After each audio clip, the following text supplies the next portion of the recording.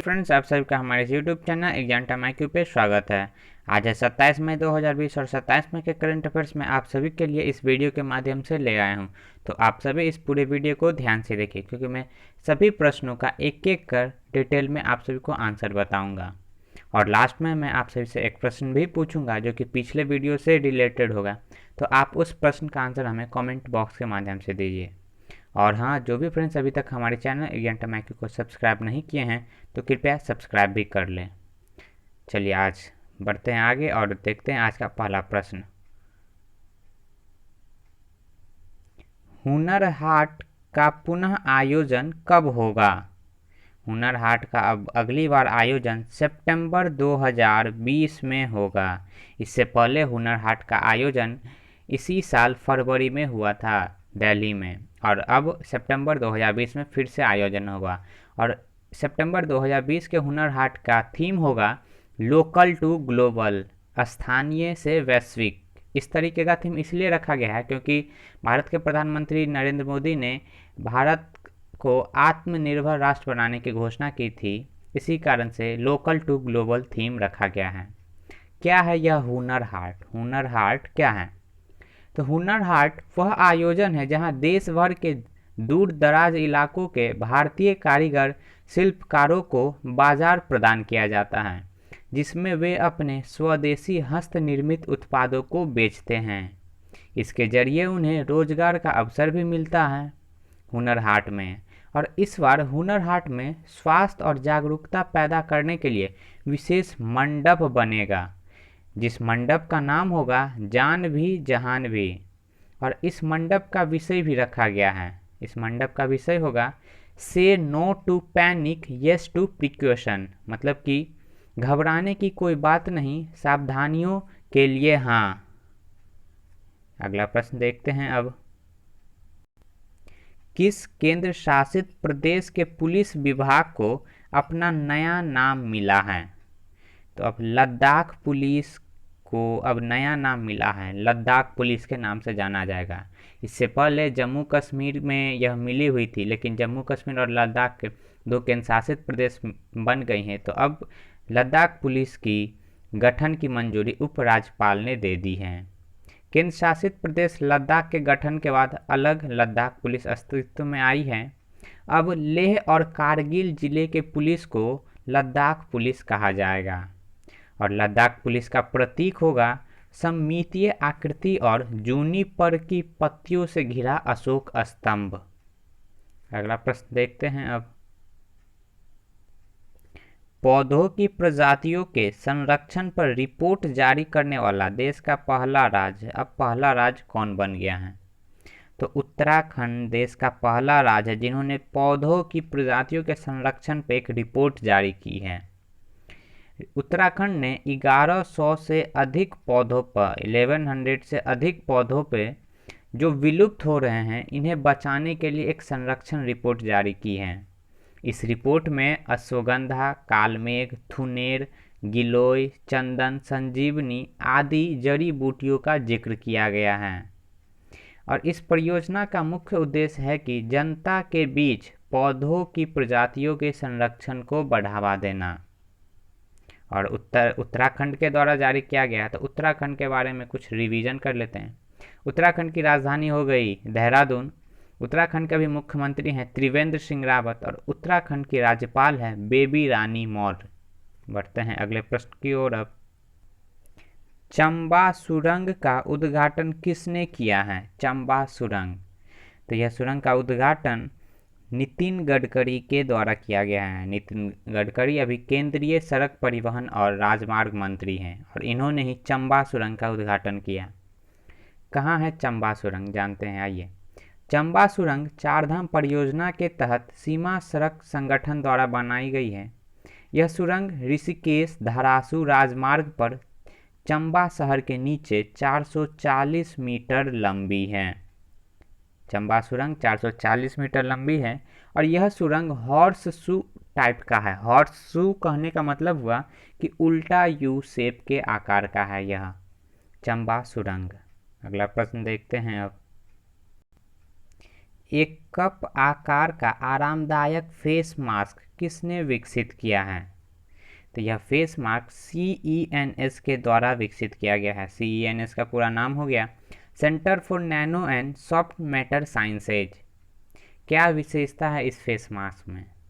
तो बोलते समय मुंह के सामने पर्याप्त जगह बन जाता है और मास्क पहनने समय चश्मा पर कोई किसी तरीके की फॉगिंग नहीं नज़र आती है, नहीं पता चलता है। यही कुछ खासियत है इस आरामदायक फेस मास्क जिसे CENS centre for nano and soft matter sciences ने विकसित किया है। अगला प्रश्न छठा देखते हैं अब। भारतीय विवाद समाधान केंद्र का उद्घाटन किसने किया है? तो भारतीय विवाद समाधान केंद्र का उद्घाटन AK सिकरी के द्वारा किया गया है और इंग्लिश में बोलेंगे Indian dispute resolution centre IDRC, Indian dispute resolution centre. Supreme court के पूर्व जज रह चुके हैं AK सिकरी और इन्होंने ही वीडियो कॉन्फ्रेंसिंग के माध्यम से भारतीय विवाद समाधान केंद्र का उद्घाटन किया है। IDRC के मध्यस्थता पैनल में supreme court, high court, district court के पूर्व न्यायाधीश, वरिष्ठ वकील, पूर्व नौकरशाह, CA, कॉरपोरेट लीडर्स और आर्किटेक्ट होंगे और इन्हीं लोगों के माध्यम से लोगों को न्याय मिलेगी भारतीय विवाद समाधान केंद्र के द्वारा। अगला प्रश्न देखते हैं अब। विश्व इस्पात रिपोर्ट के अनुसार भारत के इस्पात उत्पादन में कितनी प्रतिशत की कमी दर्ज की गई है? तो अभी 2020 में 65% की कमी दर्ज की गई है विश्व इस्पात रिपोर्ट के अनुसार। यह रिपोर्ट वर्ल्ड स्टील एसोसिएशन द्वारा जारी की गई है। स्टील का उत्पादन अप्रैल 2020 में घटकर 137.1 मिलियन हो गया है। इस वर्ष 2020 में पिछले वर्ष से घट के अब 137.1 मिलियन टन रह गया है। 1 मिलियन टन, 137.1 मिलियन टन। सबसे कम इस्पात उत्पादन गिरावट चीन की दर्ज की गई है। चीन में 1.7% की गिरावट आई है और भारत अभी राष्ट्रीय इस्पात नीति पर काम कर रहा है। इस नीति के अनुसार भारत में 2030 तक 300 मिलियन टन का इस्पात उत्पादन बढ़ाना है। अभी उत्पादन है 137.1 मिलियन टन और इसे 2030 तक बढ़ा के 300 मिलियन टन करना है। अगला प्रश्न देखते हैं अब। किस देश के लिए भारत ने रक्षा बलों के लिए सैन्य युद्ध खेल केंद्र स्थापित किए हैं? तो युगांडा के लिए भारत ने सैन्य युद्ध खेल केंद्र स्थापित किए हैं। भारतीय सैन्य प्रशिक्षण दल की मदद से युगांडा में इंडियन एसोसिएशन ने सैन्य युद्ध खेल केंद्र की स्थापना की है। इस खेल केंद्र का उद्घाटन युगांडा के राष्ट्रपति द्वारा किया गया है और इस युद्ध खेल केंद्र का नाम इंडिया रखा गया है। अपने देश इंडिया के नाम पे ही युद्ध के खेल केंद्र का नाम रखा गया है। अब युगांडा में किया गया है तो युगांडा की कैपिटल हो गई कंपाला। युगांडा के अभी प्रधानमंत्री हैं रुहकानारगंड और युगांडा के प्रेसिडेंट हो गए, राष्ट्रपति हैं योवेरी मुसेवेनी। बढ़ते हैं अगले प्रश्न की ओर अब। किस देश की नौसेना द्वारा लेजर हथियार का सफल परीक्षण किया गया है? यह परीक्षण अमेरिका के द्वारा किया गया है।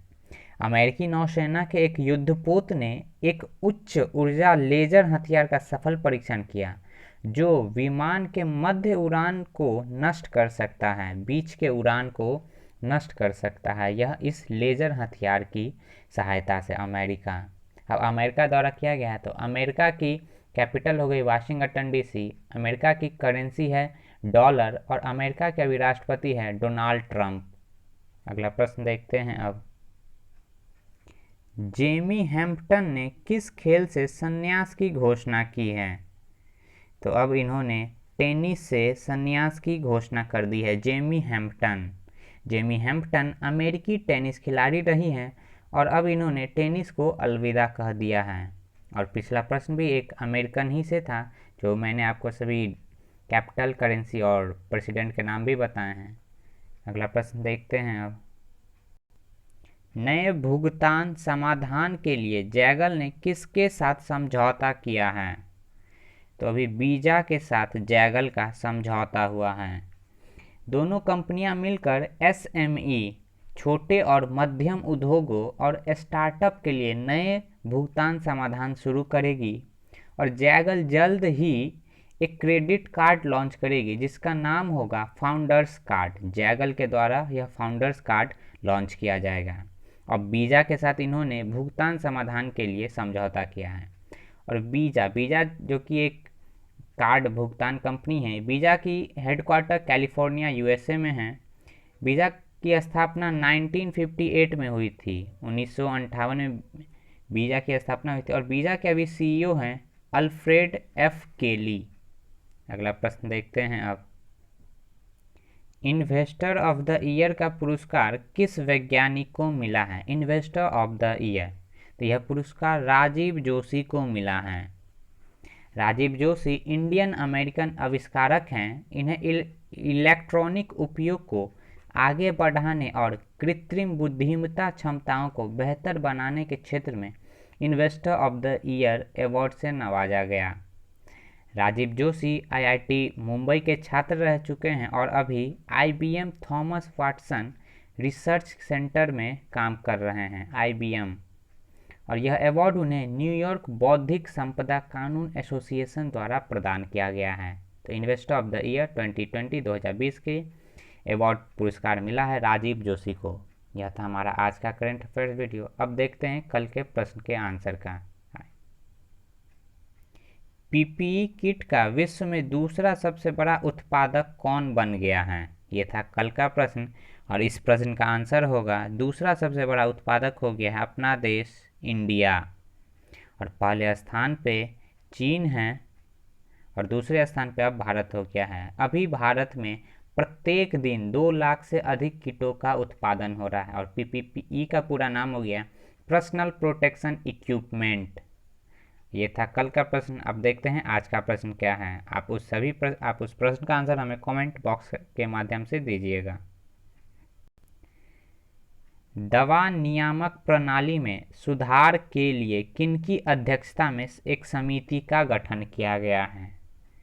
तो कल मैंने ये प्रश्न आप सभी से पूछा था, तो अब आप इस प्रश्न का आंसर हमें कमेंट बॉक्स के माध्यम से दीजिए। कल आप सभी को आज का यह वीडियो देखने के लिए बहुत बहुत धन्यवाद।